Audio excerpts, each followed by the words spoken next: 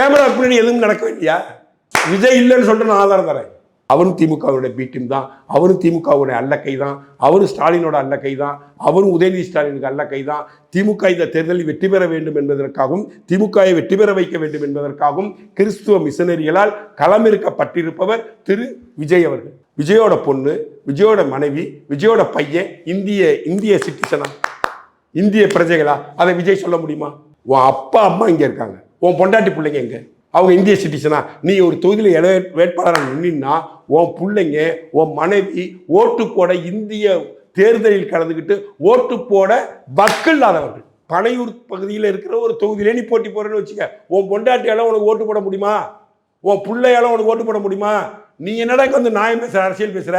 விஜயகாந்த் அப்படியா இருந்தாரு, மக்கள் தலைவர் எம்ஜிஆர் அப்படியா இருந்தாரு, மனைவிகளை கொண்டு போய் வெளிநாட்டில் செட்டில் பண்ணிட்டு அரசியல் கட்சி ஆரம்பிச்சாங்க அவங்கெல்லாம்.